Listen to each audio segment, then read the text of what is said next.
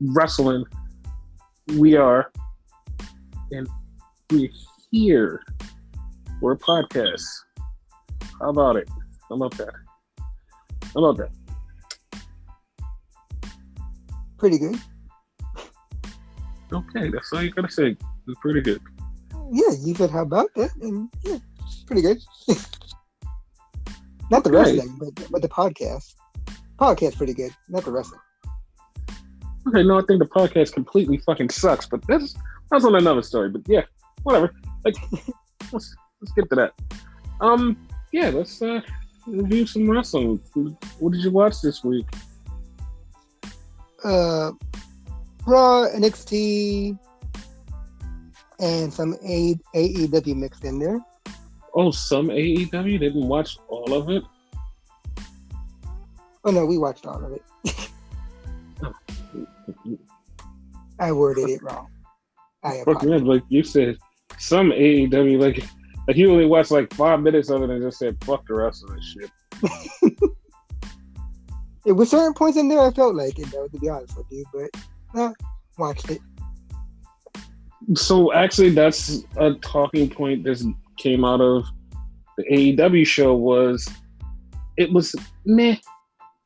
It was like it was meh, and then some people was like it wasn't even meh. It was like below meh, and then it's like I try to stay away from like going into this thing, but it's like it's a certain part of the fan base that was like, no, I really loved it. It was a really great show, and it's like, okay, you're just like caping super hard for this because it wasn't. Like, everybody that watched it even said it was like, meh. Like, even like the hardcores was like, meh. These certain ones was like, no, it was really good. Like, it was so good. It's like, dog, like, even the hardcores are saying, meh. Like, what are you doing? It's just like, it's one of those things where you're like, this is how the team sports, like, cultish side of wrestling gets into it. It's like, dog, if you know your shit, just say that your shit. Just like, it's no problem. Like, no one's like going like it was the worst thing in the world. Just said, man, like it's really weird. Like, it's really weird to see like these dumbass takes from like a lot of dumbass people. That's like, no, man, like you guys don't know what you're talking about. Like, I understand team sports. Like, I get it. But, like, sometimes you just gotta own up to your shit and be like, God damn, like, you know, it wasn't all that. Like, I went, like, fucking a gazillion years just talking about a football team that I just loved, was, like, getting trashed, was, like, coming in dead last, was like, hey, man, we fucking suck. We get them next year. Maybe we get them next year. And then we finally start winning, and I'm just like, hey, I can talk about my team. But it's like, it's understandable when you have shitty years and you just want to just go like, I mean, yeah, it wasn't that good. It's fine. Just say it. Admit it. Like, don't be one of those people. You know what I mean? Those type of exactly. Things. Like, yeah, that's... Like you said, this show wasn't shit, but if it was shit, they would still say it was great. That's the problem. That's the problem with a lot of the fan bases. Like, it's like, you just won't own up to your shit sometimes. Like, it's complete shit. Like, the WWE fan base, they're like the best ones when it comes to stuff like that. They're like, this show is completely shit. I fell asleep. I went to go work out. I don't give a fuck what happened on the show. And it's like, they'll never watch AEW, but at least they're like, oh, we know the product is like complete shit. And it's like, oh, they get it. They understand. Their product is complete shit. Like, even when it's like a mid-episode, they be like, this is alright, but it could have been better. Like, this is some shit. And it's like, those at WWE lifers going like, or Vincels, like y'all like to call them, it's like, oh my God, they actually understand that the product is shit, but they still watch. And then it's like, the AEW fans, like, when shit is complete shit, it's like, no, it was great. It was fucking great. Like, why can't you just own up and just everybody know when shit is shit? It's like, stop caping. Yeah. But yeah, Dynamite started off with the Paragon coming down, which is Red Dragon and Adam Cole Baba. And then they get interrupted by the Young Bucks and Jared Kushner. That's not his name. What is his name? Goddamn. Leonard. Yeah, Leonard came down and helped them out with the camera. So Leonard was there with the camera.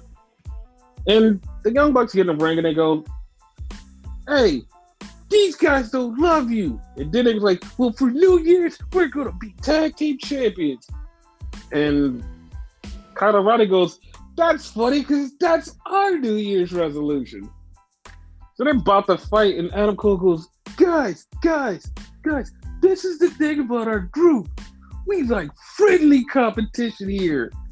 And then he just goes to mention best friends. Like, that's because we're best friends. And I'm like, you didn't hear yourself say that, did you? At all. Like, that's, like, you fucking up like that. You didn't hear yourself say that. So, of course, the best friends come down. They start fighting. Gets into this big thing. Chris Statlander is about to hit Adam Cole, and the light bulb goes off like, you know what'd be cool if Britt Baker showed up. And Did what we the fuck? No. We thought Okay. it because both of us was like, we thought it was like, yeah. We was like, yeah, let's do this. Let's do this. And she came out and she beat up Chris Statlander. And then they set up for the double kiss on both cheeks. And Britt was like, not tonight. It's me. And Britt gets to kiss Adam. And it started a weird ass fucking thing online where everybody was like, oh my god, it's a power couple. It's the power couple. They finally acknowledged it. And it was like this weird thing. And like, I'm like, okay. I feel weird like acknowledging it that way where everybody's like, oh my god, it's the power couple. It's this and that. And I'm like, okay. I don't know. I don't know how to feel about that. Are they a power couple though? Like, no, I mean, they're not, but like it was just like a lot of people jumped to that conclusion, and like I know people be like, "Oh, you're just saying it because like you don't want to see a couple on television." No, like them behind the scenes and like not on camera, like off like in human land. Like I support them fully. Just like I love both of them. They're great. Yeah. Fully support them. Like the fact is, it just like I just don't see them as the power couple. They've just been announced together. She's the champion. He hasn't, even though he's undefeated and he's talking about he wants to go for the title. It's like you really haven't done anything to be like considered a quote unquote power couple. So when everybody was like, "Oh my god, they're a power couple," and it's like, there's nothing to be considered there as a power couple. absolutely not. And like it kind of like checked off a box in my mind. Was like,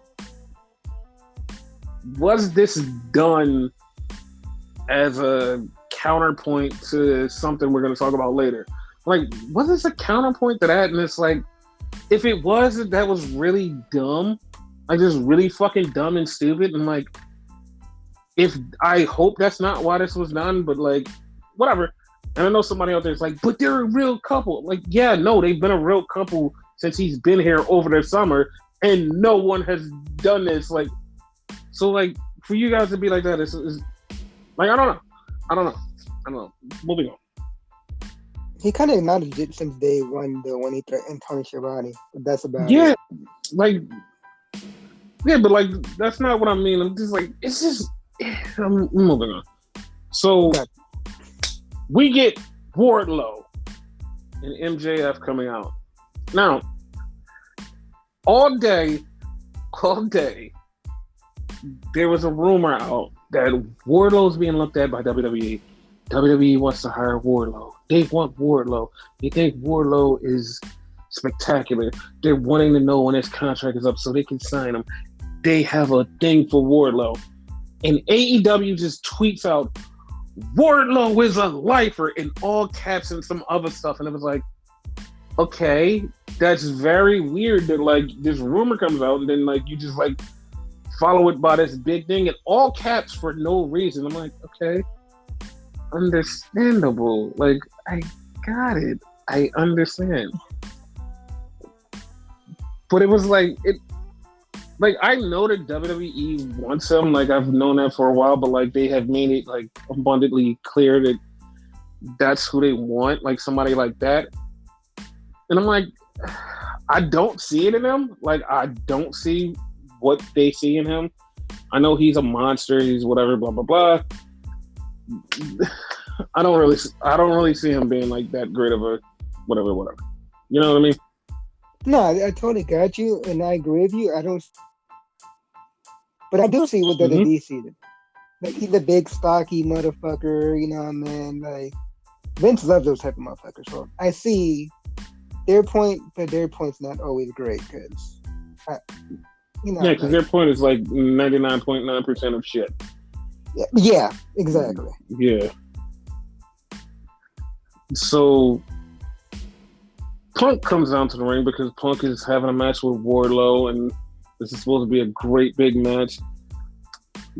But before I get there, I have to mention the PWI Awards. And the PWI Awards came out, and it was a clean, complete sweep by AEW. They won every award from top to bottom. Best wrestler, best woman, best this, best that, tag team, faction, this, that, and the third.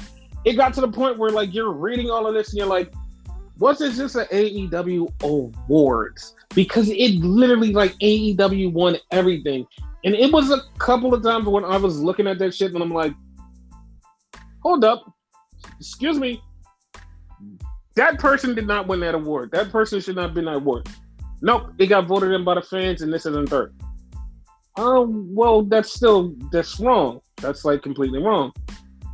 This person should have won that award. I know this is how we saw it, and this is what we said it should happen. I'm like, that's kind of off. So I'm not like everybody had already immediately jumped to conspiracy because of AEW swept awards. I was like, all right, I'm not gonna go there. But once I read some of the awards, I was like, I can kind of see why people thought conspiracy. So with that being said, it started a whole thing of, oh, you guys are mad because your faves or like this company didn't win or this something didn't win. Like you guys are mad and that's why. And it's like, hold on. That's wrong. Because a lot of the motherfuckers shouldn't win. I'm sorry to people that like Kenny Omega is like the best wrestler in the world. 2021, Kenny Omega did not have the best wrestling year of his life. Like, Shingo Takagi was the wrestler of the year. I'm sorry if you think that Kenny was better. Like, that's complete bullshit. Like, just because you can see him on TV means that he's better is wrong. Complete wrong. Complete bullshit. And I feel like, this is just me, probably not even wrong, Bianca Belair was way better than Britt Baker. And I know somebody's going to be like, oh, well, Britt had matches and Britt did this. Bianca had matches, also had moments, also had feelings. She had everything lined up right there. And you can't be like, oh, no, that didn't work. It just felt like it was a disconnect and I didn't like it. And I know somebody's like, oh, just because you're an AEW hater. I'm like, no. There is something there that you're not seeing. And once it's fucking relevant to you, you're going to understand like, oh, shit, that is wrong. I fucked up. This is wrong. But everybody puts on their blinders and sees something new and says, hey, fuck, this shit is hot. But, like I said, I'm not going to keep ranting on this bullshit. Just going to move on. Gonna fucking move on. So, Punk Wardlow has the match. What did you think of this match?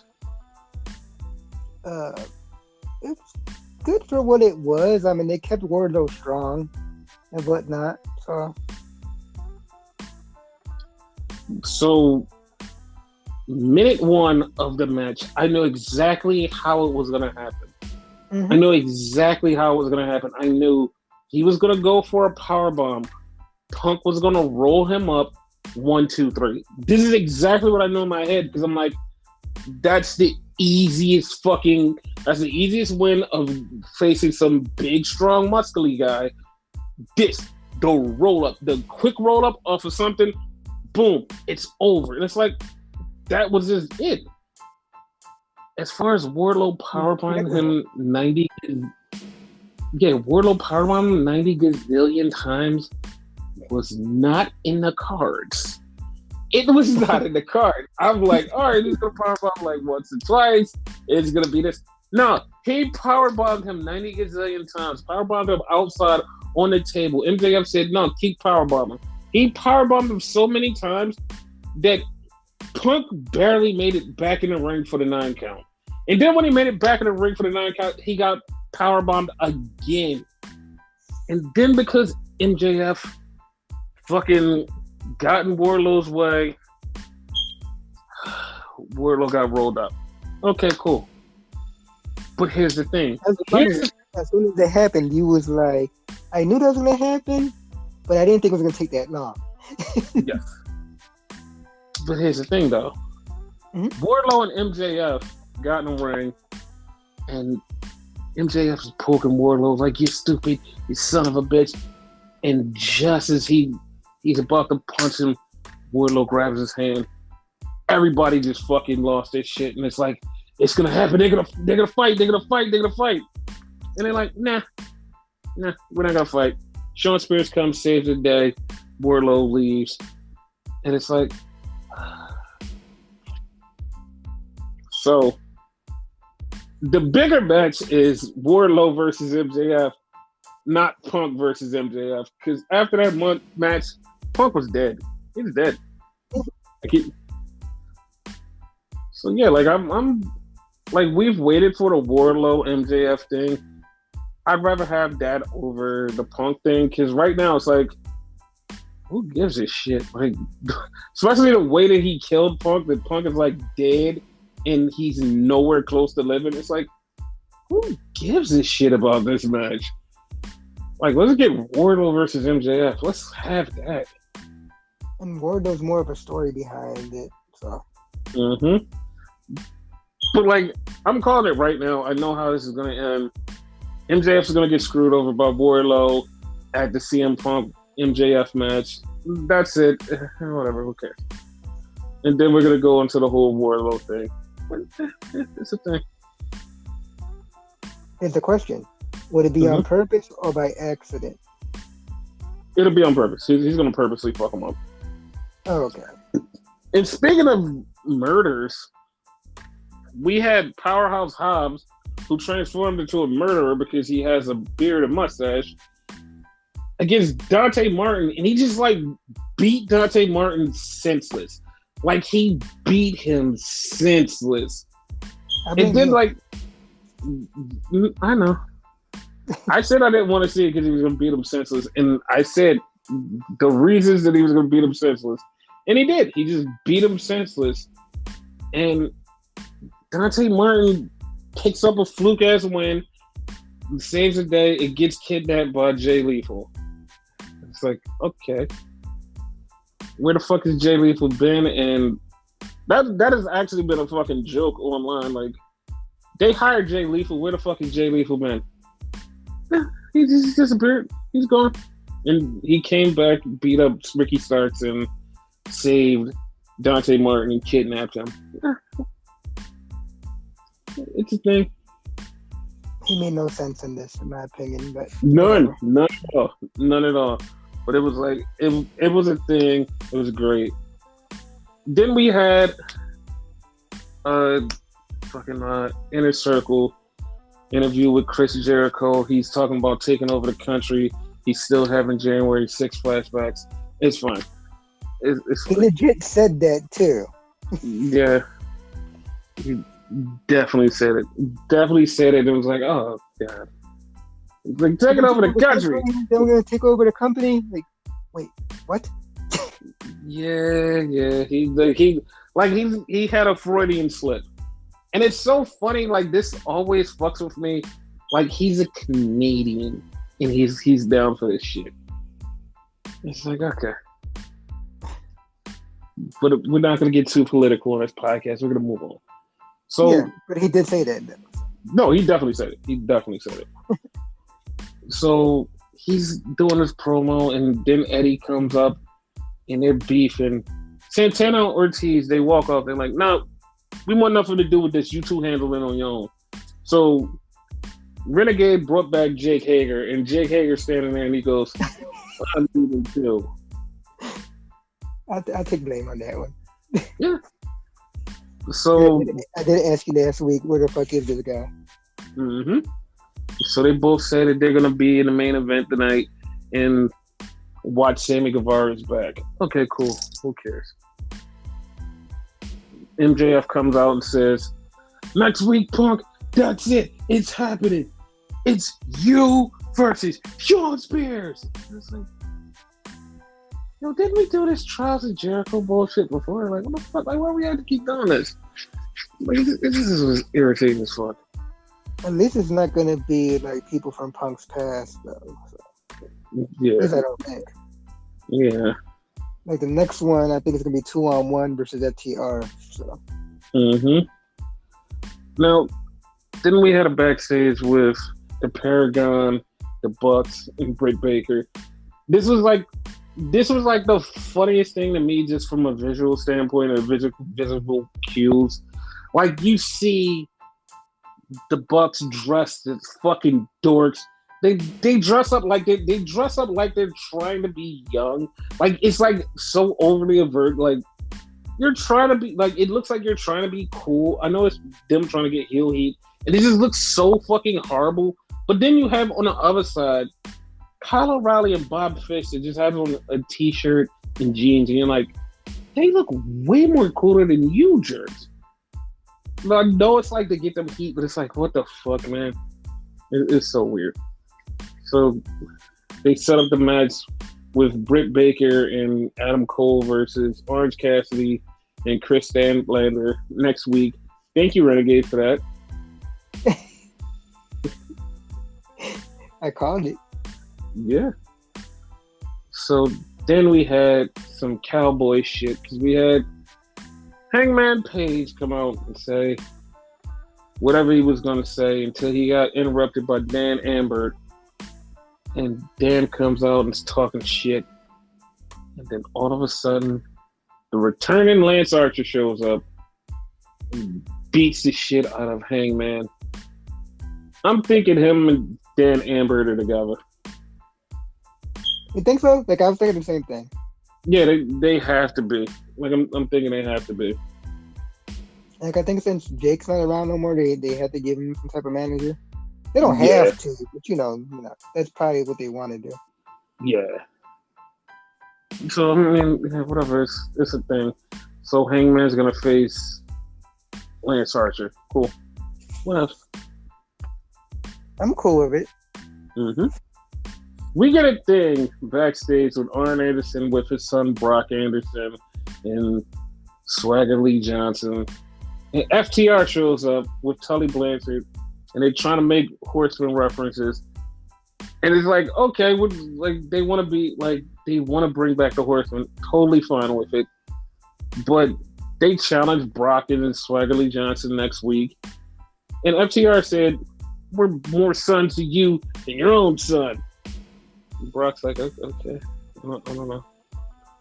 Like he's just like, I don't know. What else? He's like, what does that even mean? Yeah.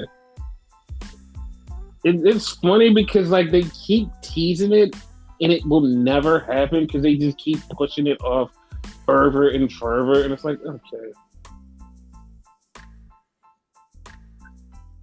So then we had the match that we don't want to see anymore, and like probably will see again because of the way it ended. Serena Deeb and fucking Hikaru Shida. Serena Deeb attacked Hikaru Shida before a match and just beat the shit out of her for the rest of the match. And just like she won by submission, which I didn't see coming. and she kept beating her ass, and Tay Conti, friend of the show, Sky Blue, Anna Jay had to come down and help Hikaru Shida. It's like this is gonna happen again. Like this match is gonna keep going. It's gonna keep going, and I don't want it to keep. He got blown out.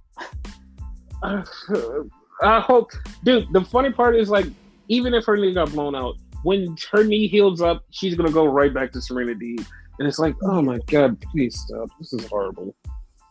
So hopefully after that, this last one is like 2 out of 3 falls, loser leave the company. That's the only way it's gonna be done. Because like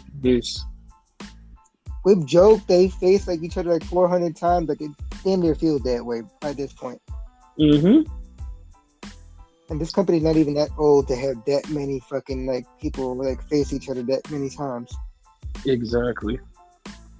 Then we had a Jurassic Express.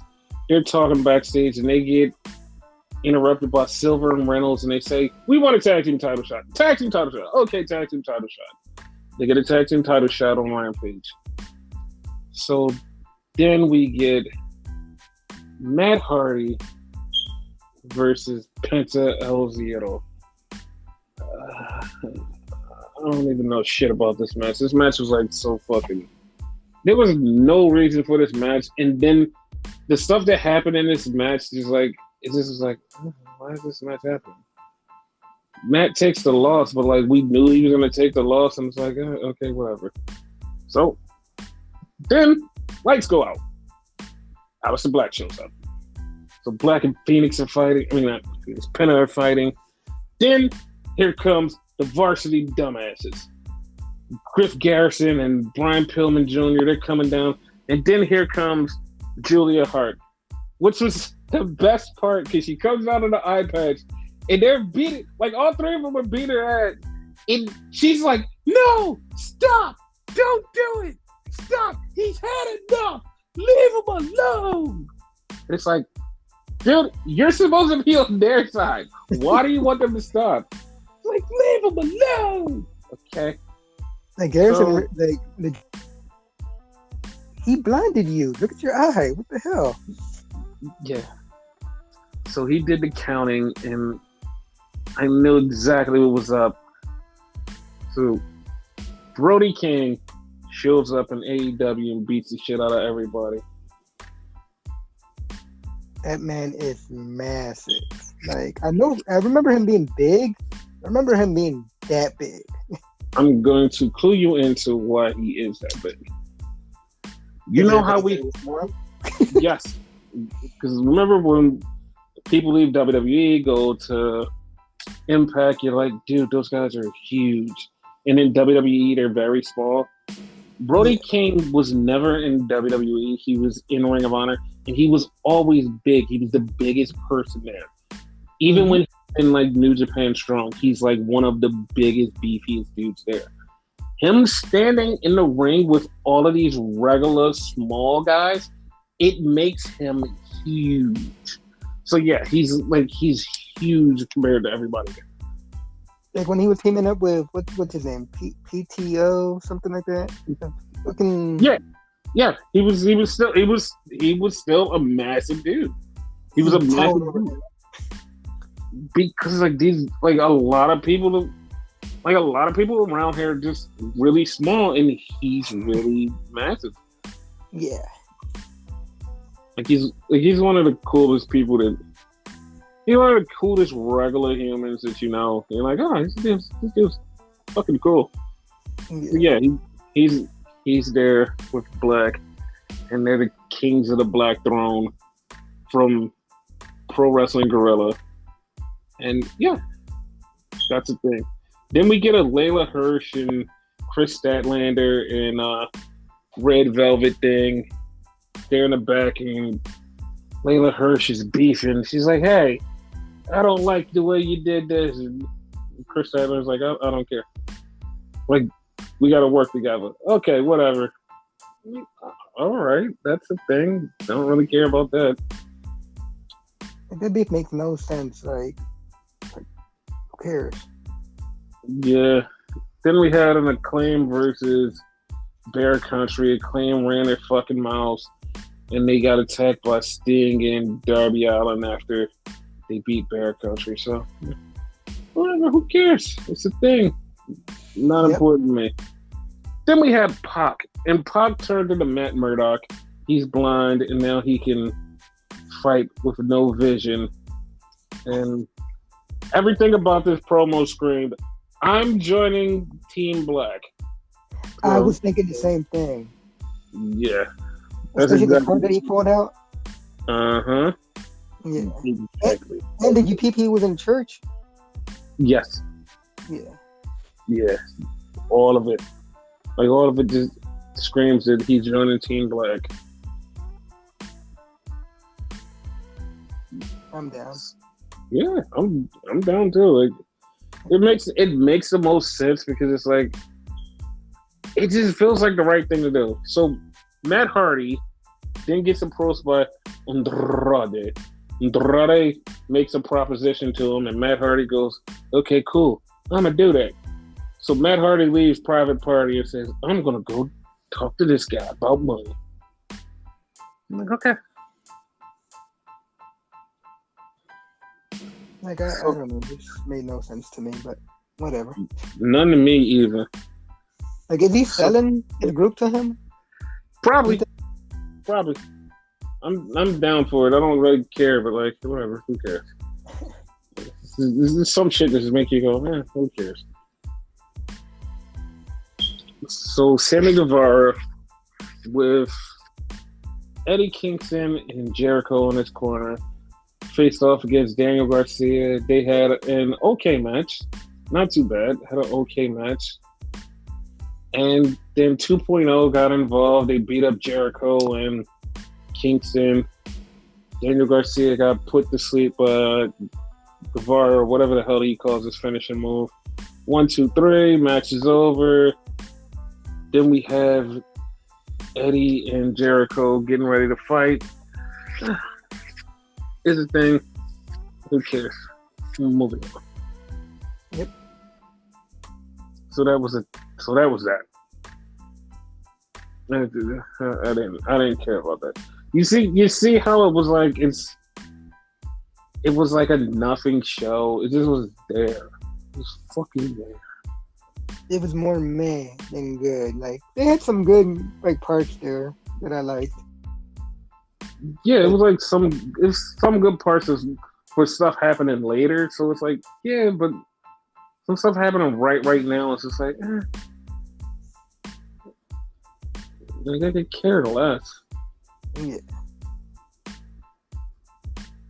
So Raw was a thing. It started off with Brock Lesnar and Paul Heyman. And then Bob Lash was about to come out, and the Hurt Locker business said, "Hey, we should go out there with you." He's like, "I don't need you guys." It was very confusing because like a couple weeks ago they were kind of together. Now they're like more separate than before. It's like what was the point of the thing before? Like, make up your goddamn mind. Exactly. So then we get MVP. I almost called him MJF. MVP, Bob Lash, and Brock Lesnar and Paul Heyman all in the same ring, talking shit. Brock does a knock joke.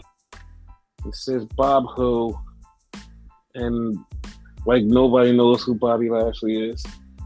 So it's basically just fucking talking shit to Bobby Lashley. It's like the thing about it was like this promo didn't make me go, yo, I'm ready to see this match more than I was already ready to see this match.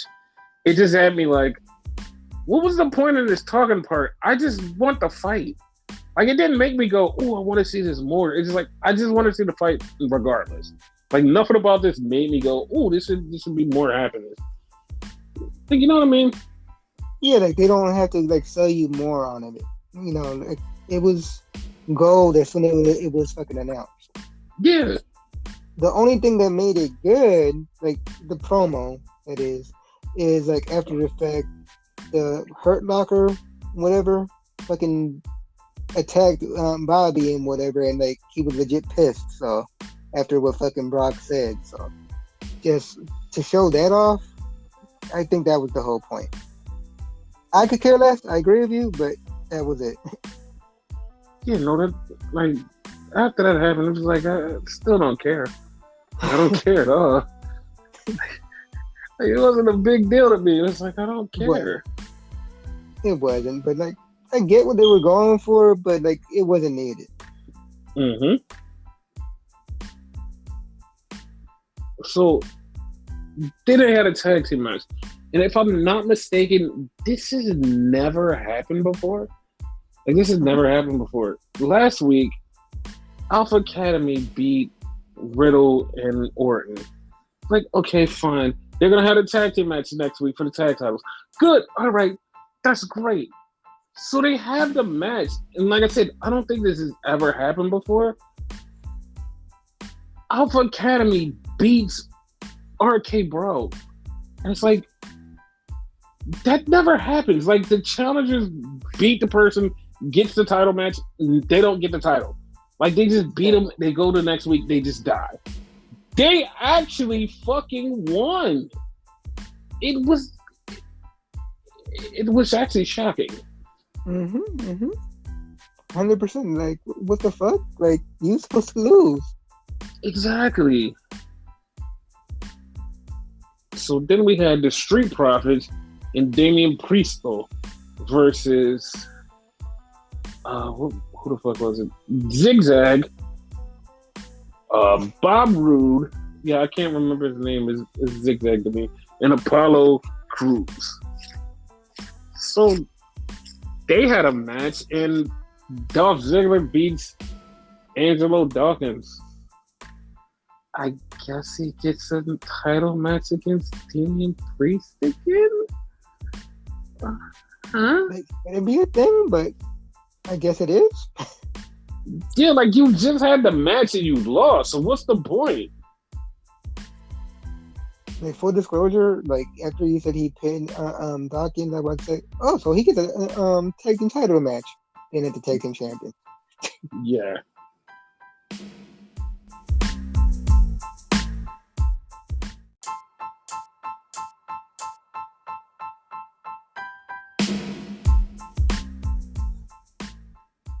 So Seth Rollins comes out and starts talking shit. Big E comes out and says, listen, I'm going to beat your ass. Okay. So Big E and Seth Rollins have a match.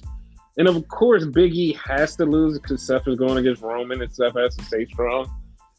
But Big E loses and Big E says he's going to be in the Royal Rumble.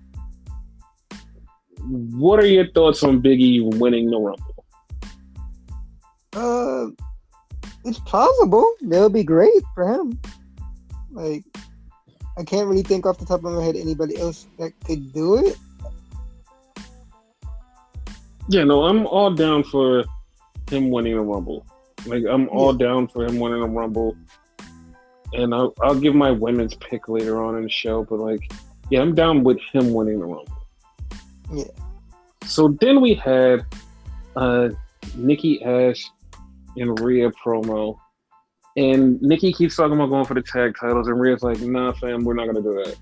And Nikki's like, no, we need to do it. Nah, fam, we're not going to do that. And we knew the turn was happening. We both was like, it's going to be Rhea. And we both jokingly said, it would be funny if Nikki Ash turned on Rhea. We 100% both said that. Because I think you said it last week and I said it this week. Yes. And it fucking happened. Nikki lived long enough to see herself become the villain. And she beat her ass. And it's so funny, after she beat her ass, she said, I'm still a superhero. And it's like, dog, you can't even utter those words. You just did some villainous shit. You can't do that. Did you see what she posted on social media after that? No, what did she post? I'll still be your hero, whether you like it or not. So she's gonna force that shit on you. Yeah, that's villain behavior. So then we had a 24/7 dumb shit promo, and then Reggie runs into almost and almost chokes him up and almost says, "Next week, me and you, don't forget it." It's like, oh, okay. And then almost comes out and kills some dude for no reason. No, just some dude, like some like jobber from there. yeah. Remember how I was saying like there's like a big plan for Almost and AJ happen sooner than later. Uh-huh.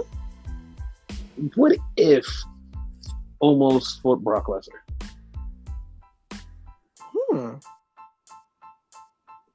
That would be interesting as shit. Yeah, that would be very interesting. I don't Almost think versus Brock ever had a challenge like that, to be honest with you. Correct me if I'm wrong. Brock's will fuck him up though. Brock's will fuck him up. So then we had Edge doing a rated R Edge show, whatever it's called. Rated R show. Cutting Edge. And he has it with his wife. And they start talking. And he puts her over so good that he got laid that night. That's how good he is. Pretty much. Way to go, Edge. And then we have Maurice and The Miz. Now, earlier I said, like, power couples, like, and I said they kind of did that in, like the dichotomy of what's being shown on WWE. It's like, yeah, it kind of seems like they posted them like, hey guys, get out there in front and be something on AEW, just like to combat the WWE stuff. And it's like, you didn't need to do that. Like, your company's doing fine. Like, yes, they're married or they're dating or whatever. You didn't really need to push them out there like this. This is like an oversaturated version of like just something that you do. It's like, this is being shoved down our throats. Like, we're wrestling couples and we have families and we're wrestling couples and we did stuff years ago and you guys used to love it. Wrestling couples. So you guys didn't need to do that because like this is already getting shoved down our throats where it's like, I really don't want to see you guys be a couple on TV. You know what I mean? No, I got you. Like, if that was legit the reason why they did that, like, that's petty as shit. Because, like, there's no reason for that. Because, like, we even said, like, really neither one of them are power couples either. Like, power couples to me is like Triple H and Stephanie when they both were champions.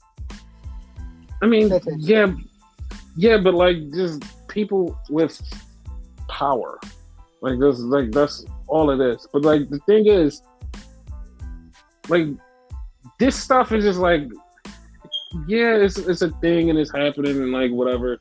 There's a lot of people that's enjoying this. This is something that we're just like hand waving because it's like, who gives a fuck? Yeah. That's what we don't want to do with Adam and Britt. We don't want it to get to that point where it's just like hand waving, like, who gives a shit about these people? Like, that's what we don't want to do, but you can force us to do it by making it all about couples. Be like, oh, look how good we are. We're together. It's like, stop. And like, I'm not going to...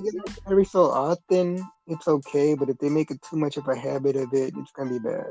I'm not going to tell you the other thing that I was like kind of in the back of my mind going, they're not going to be the only wrestling couple because like what happens when Johnny and Candice show up? Like what happens then? It's going to turn into this thing all over again. And like I don't want to see it. True. But like, yeah, Edge and Beth were talking, and they were talking shit to Miz and Maurice, and Maurice decided to say, you know what? Fuck you, Miz. I'm gonna leave. Miz turned around and was like, Maurice, where did you go? And she left. It was dumb as hell. Like one of those segments where like, yeah, I had backup. What backup? The person right behind. let you go. Yeah. So then we had a very confusing segment for me. We had Austin Theory versus AJ Styles. This match is going until Austin Theory attacked AJ Styles on the outside and got disqualified. And I was very confused. I was like, what the fuck just happened? Oh my God, that's not him. That's Grayson Waller. Holy shit. Grayson Waller attacked AJ Styles, who looks an awful lot like Austin Theory. I was like, what the fuck? Dude, I was so confused. So confused. Now that you see them together, told you so. Yeah, they're the same person. God forbid they make them a tag team after this. I hope they don't. Please, God, no, never.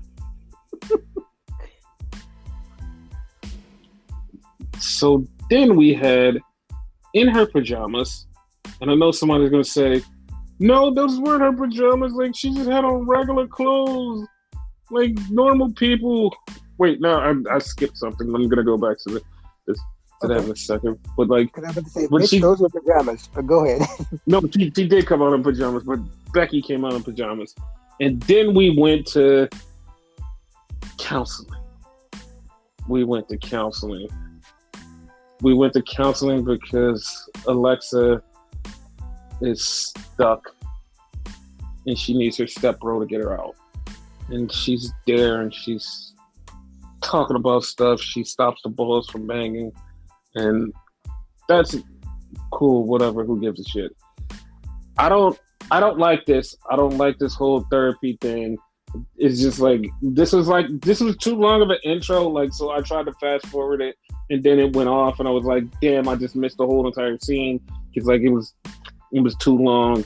But you know, sometimes they just need to put a skip button to like you get to like just get to the parts that you want to see. But it just was. I don't want to do this anymore. I don't want to do this. Like we had a good run when not doing this. Now we have to do this again. Why? Why do we have to do this? I feel like we're like not liking this for two different reasons. You don't like it because of the current gimmick. I don't like it because I think they're gonna hit reset and make her back to like what she was before. But like she got so wet, like because she poured all of this water on the floor, and it was just like, why are you not like why are you not liking this? Like you okay, all right. So let's talk about it. You don't want to reset. Why do you not want to reset? Why do you not want to reset? Cause that gimmick is old and tired.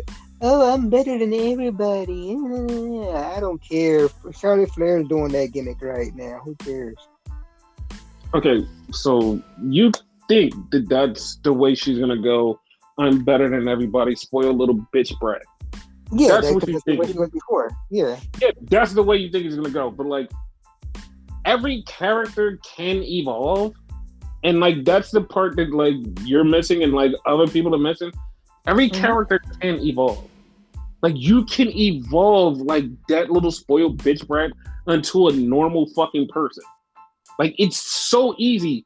Like, this character is so stupid to me.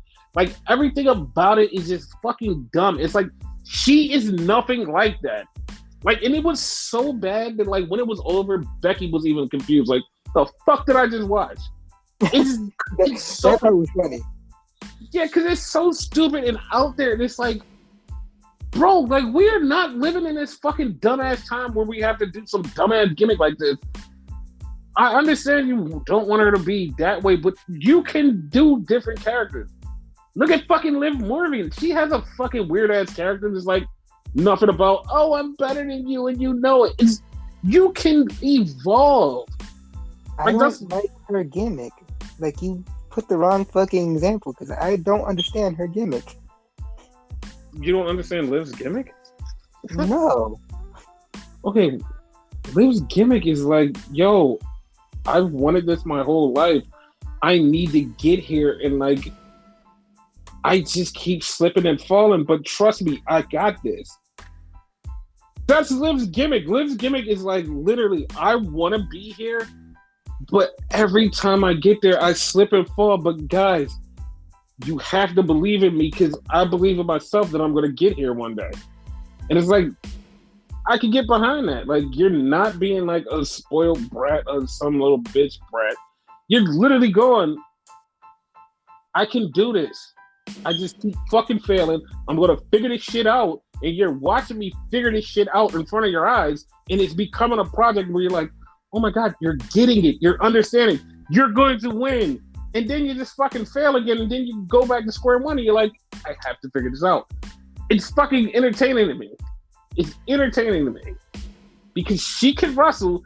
She knows how to do it. Sometimes she doesn't have emotions when she talks. Like she sounds this fucking monotone. It's fine. But still, like she's still good at what she does. Alexa, on the other hand, when she talks, it's like you get drunk in her snarkiness and her like her whining, and you're like, "Oh my God, shut the hell up!" But then she'll go in there and kind of perform and make you feel something. And it's like, I understand that, but like you can evolve that and make her better or do something. Like you don't always need a weird ass gimmick to get you over, and if you need a weird ass gimmick to get you over, that means that you are fucking pointless from the beginning. Like if they need to change you up and be like, we have to change you drastically because your regular gimmick isn't working. Like if you have to change somebody drastically because they fucking suck, it just means you fucking suck. It's not because your character like. You just fucking suck. Everything about you fucking sucks. We had to create something to stick you in and say, oh, you're good at this. No, you fucking suck. You fucking suck, okay? Okay. Like all they need to do is evolve her character. Make her a little bit better and like not just, I'm just some bitch brat. Make her something. Make her feel something. Make her emote, make her connect with the crowd, make her do something. But if you don't do that and you just stick her with this fucking dumbass thing that like literally 90% of the fucking population is just like, we're old enough to know that this shit is fucking garbage and we wish that this shit was over. Like I've seen so many people just going, I want the old Alexa back. And I'm like, I agree. And the ones who are with this gimmick are just people who are just like, yo, listen, like we're tired of the regular shit. Like we just wanted something different. Yeah, they can still evolve her other ways. Like it's like this shit is annoying to me, and I will fucking down this shit until the day it's done. I will never be on board with this fucking Alexa Bliss creepy dumb gimmick because it's not even real creepy. And it's not even real. This is fucking dumb. Moving on. I mean, if they evolve her, like you said, like I'm down with that. I just don't want the old shit, you know? Like you're 1,000% right. Yeah, but also at this point, because of people like you that have wanted this, like who wanted this change, that when it goes back, they're gonna take her right back to the fucking Alexa. If everybody would have revolted in the very beginning and said, this shit is garbage, take her back, they would have did, okay, well, we're going to go reset her gimmick and change her from her original Alexa to a new version of Alexa. This one is like, she's been this idiot for so long that we're going to go all the way back to bitch Alexa because you haven't seen it in so long and you feel like it's an old character that we can hatch it as a new character because you people made us stick to this and this is how we have to deal with this. Like that's a real thing because she's going to evolve, but she's going to go right back to the bitch brat. I'm sorry to tell you, but like she's going right back to it once they fix her because everybody wants that because it's been so drastically taken away from them. They're like, oh no, we want this thing. It's like, okay. So yeah, that's what you're going to get for a while. Probably like 6 to 8 months, and then she's going to evolve into whatever new Alexa is. Okay. Yeah. So then we get to the triple threat match, main event. And the one thing about this triple threat match, it made me laugh and it's just fucking adorable. Is Liv and Bianca. It's just like it's so fucking. These two are so fucking obvious. It's just like, guys, guys, you're not supposed to do that. Like, soon as they come in the ring, this is like, oh, I'm glad to see you. I'm glad to see you too. Hi, hi. And it's like, you're supposed to be fighting. You two are supposed to be fighting bitter enemies. No, hi, hi. What is wrong with you two? And then even Becky's like, dude, you guys are supposed to be fighting. What the fuck? Mama Bex. Yes. And then Deuce Drop comes in. So, triple threat match. It's going. And all of a sudden, Becky leaves Corey Graves and says, Corey, I know you're going to be in a Royal Rumble. See ya. She goes and she pulls Bianca out, which was like So Bianca gets pulled out, and Liv Morgan, like I called, got beat by Deuce Drop. So Becky versus Deuce Drop, Royal Rumble. I called that. I said, yeah, you did. Liv can't win, and neither can Bianca. So Deuce Drop has to win, and it happened. It's weird, but like, yeah, you did call that. No. It's great because that just goes right into Royal Rumble, who I think Bianca is going to win because Sasha is no longer going to be in a Rumble because her foot is injured. Yeah. So that's the thing. So, yeah, like, I'm down with the Bianca thing. As far as the Sasha thing, like, they said she's going to be out like 6 to 8 weeks, and hopefully that takes her to Elimination Chamber. And that will be awesome, which is going to be, Saudi Arabia. Okay. Yeah. A lot of people didn't expect that shit. They did not expect that. Elimination Chamber, Saudi Arabia. Yes. A lot of people was just like, oh, we're going to have this. No. They're getting Elimination Chamber. So that's going to shake up the course of WrestleMania history. Hopefully, if they do it right, it'll be cool. It'll be real cool. So yeah, that was Monday Night Raw. Yeah, it was okay. It was fucking bad, dude. It was fucking bad. And you know what made the whole entire show the worst?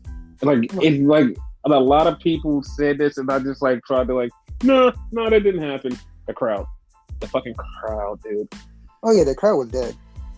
Yeah, the crowd was so fucking quiet. Like they weren't into nothing. It just it felt like it was one of the Thunderdome shows. That's what it felt like. At least the Thunderdome shows had fucking the feed and whatever going through. Yeah, this one just was like, fuck that.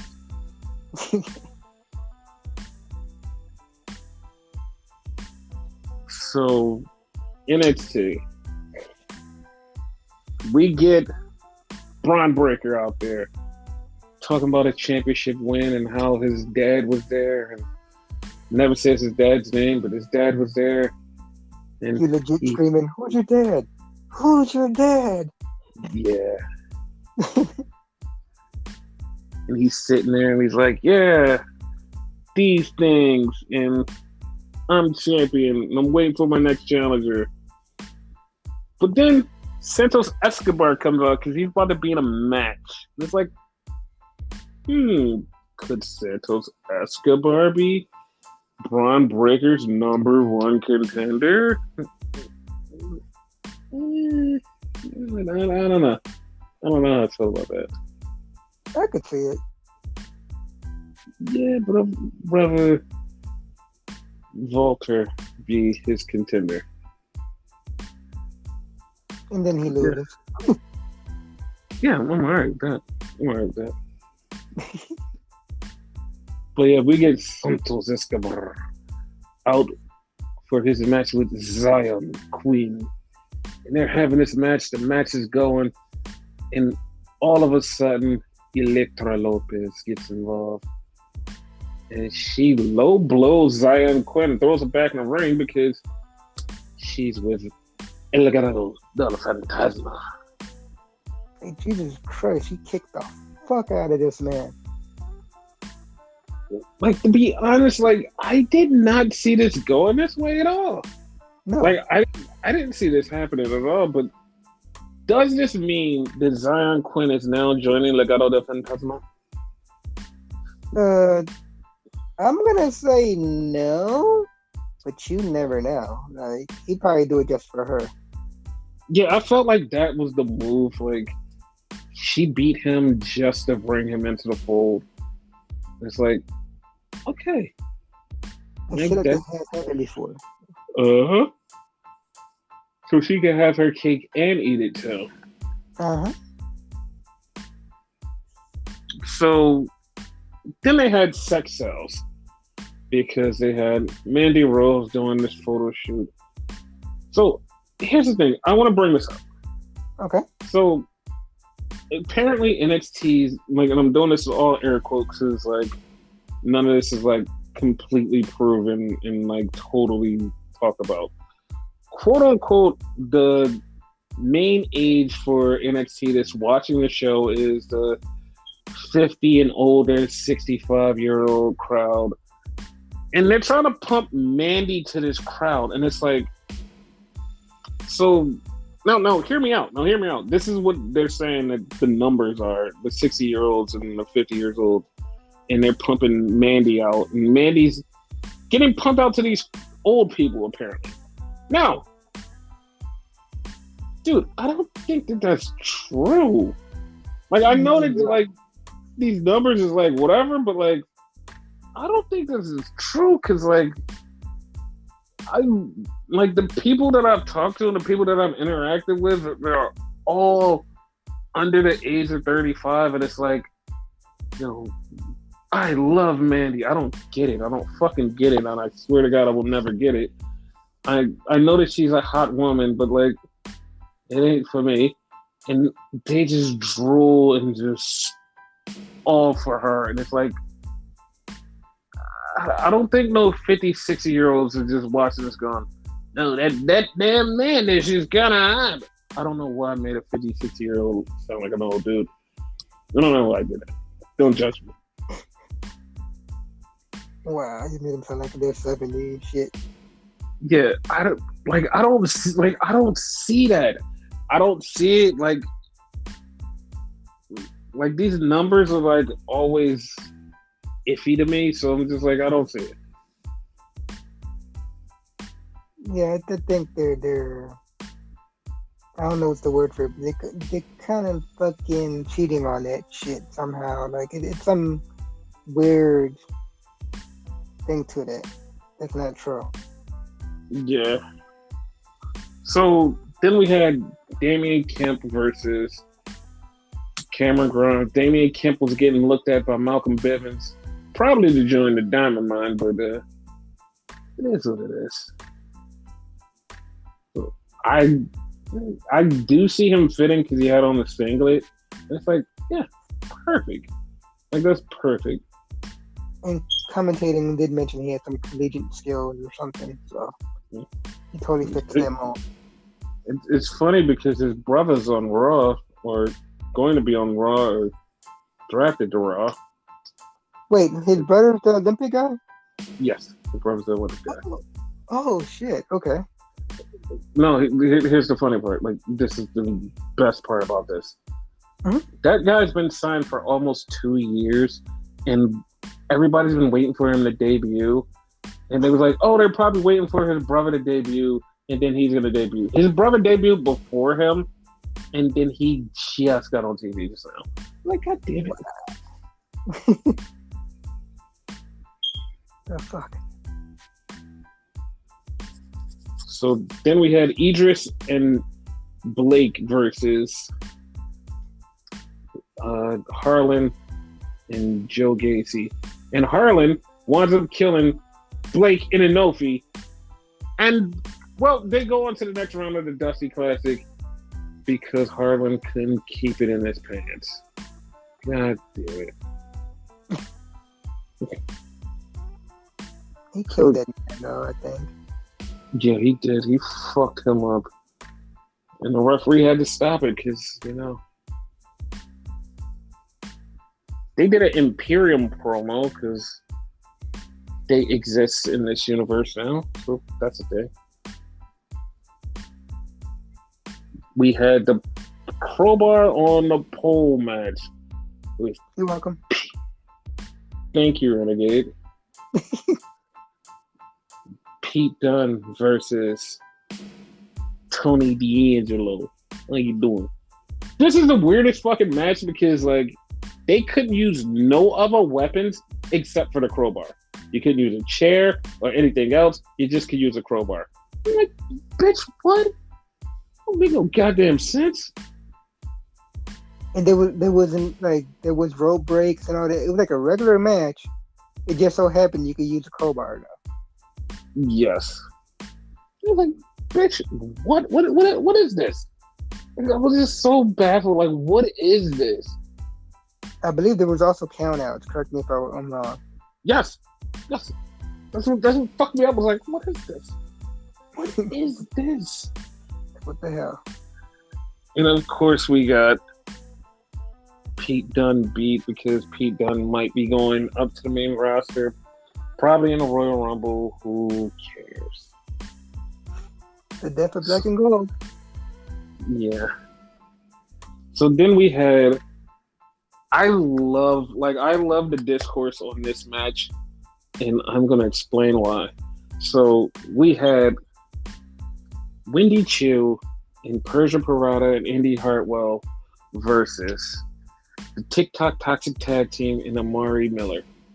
Now, the discourse on this shit was, I saw so many people immediately kill Wendy Choo's character in her gimmick. They were like, she's garbage. Oh, this is why I don't watch WWE. This is why I stick to AEW. This is this and this and this. And everybody, including half and half fans, literally said the same fucking thing that I'm about to say. Bitch, everybody loves Orange Cassidy. This is just Orange Cassidy in woman form. Are you fucking kidding me?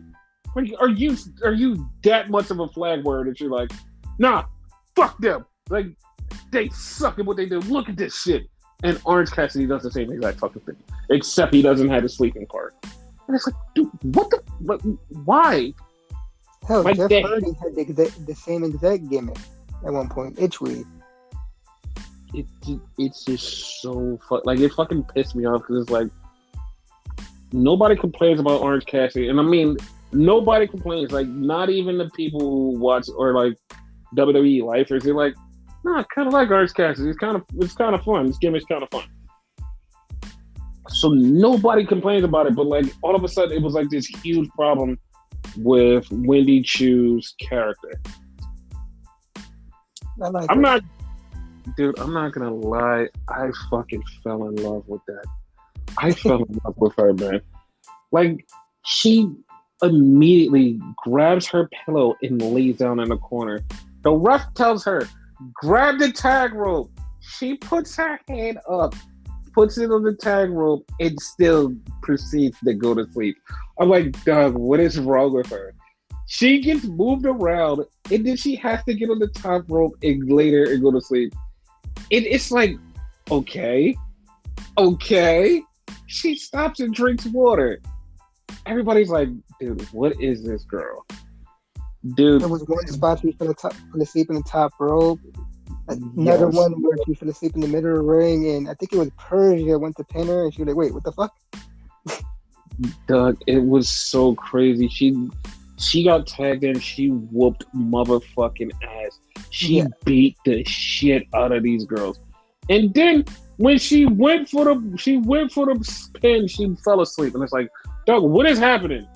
Like she was so good in this match. She saved this whole match from it being a train wreck. She was just that goddamn good. Yeah. And then when they win, she just walks up, and goes, yeah, I won, cool, and just goes back to sleep. Like, God damn, this was so fucking awesome. It was so awesome. I loved it. Wendy Choo was awesome. Yes. So then we had a backstage thing with MSK, and they're talking about how they're going to win this trophy. And then Dakota comes out, and Dakota's talking about, yeah, this is all about friends. And she just starts mumbling, and she just starts saying some weird shit. And then she said, success is how you break up friendships. And Nash is like, don't you put that evil on us. Don't you put that evil on us. I was like, that is so good. I almost died after he said that shit. Like, he's so good. Like, they're so good at what they do. It's just amazing, dude. I love them too. yes. Like, MSK is just fucking great. So then we get Kaylee Ray, who fucking 6 months late shows up and just starts beating up all of Mandy's shit and just like, yo, tell Mandy I'm looking for her because I'm gonna fuck her up. It's like, God, like, I've been waiting for this match. Now we finally get it. Then we have Solo Sikoa versus Boa. And they wind up getting counted out. They just start fighting. They keep fighting. They fight to the back. They fight to the death. And then Boa like flames him or blows mist in his face. I don't remember which one. It just like blow flames in his face. And it's like, oh, okay, this is weird as fuck. All right. It's a thing. Like, they're gonna be one of the people that's gonna fucking fight forever. Yes. But I'm not liking this feud, to be honest with you. Me neither. I hate this shit. Okay. They're on the same page on that one. That I was scared to tell me if I like it and they convince me to like it and whatever. No convincing here. So you should like it for this reason. Okay. Like it for no reason. It's over. Like it. So then we get Mello and Trick pulling up in a Bentley, and they give the keys to the security. As soon as they gave the keys to security, we're like, somebody's gonna drive off with that car. They go in the ring, and Mello says, "Rest in peace to my ops." And like, Mello and Trick, I know I clowned on them in the very beginning because they just had like some super old school generic like hood lingo, and it was like, the bowdy shit. Yeah, like it was just so generic. Like, as time went on, they turned it to regular stuff and they let them be them. It's like, okay, I like it. I like it because they're them and I understand everything they're saying. I'm like, oh, I got them. I understand them. I like these guys. So, a little Easter egg. Melo's talking about how he's the champion. He's walking out, and AJ walks in, and they just have a little face-to-face, a little eye-to-eye. It's like, I know AJ probably won't come back, but who's to say Melo won't probably show up somewhere else? Like the Royal. Exactly. So they go outside and they're about to get in the car, and all of a sudden, somebody's sitting on the car because it's Toot Dude, Cameron Grimes, and he says he wants to challenge them for the North American Championship. So that's going to be a program. I swear he had before. I don't think he did. He probably didn't, but for some odd reason, my mind telling me he did. I'm probably 1,000% wrong on that. It feels like something that should have happened. Yeah. So then we had Grayson Waller versus AJ Styles. They had a match. AJ gets the win, and then he's like, as Grayson Waller's about to leave. AJ's like, hey, I want you to meet one of my old friends. You should know him. And it's LA Knight. And LA Knight comes down to beat up Grayson Waller, and like, who cares?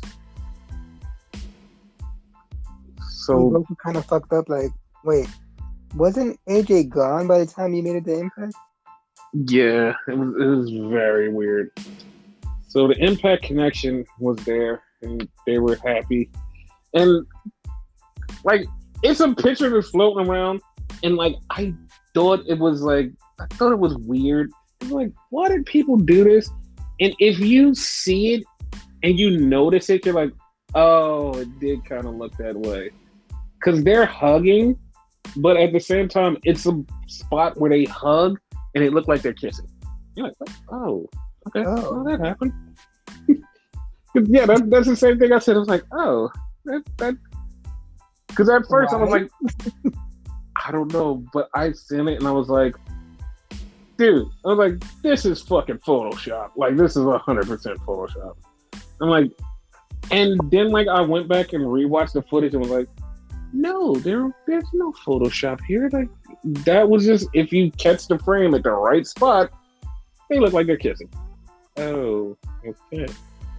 Well, that's a thing. That is a thing. It's okay. Yeah. So, yeah, that was NXT, and yeah, I think that's the rest of our show. Got anything, last words you want to say? Want to tell the people? No tengo nada, señor.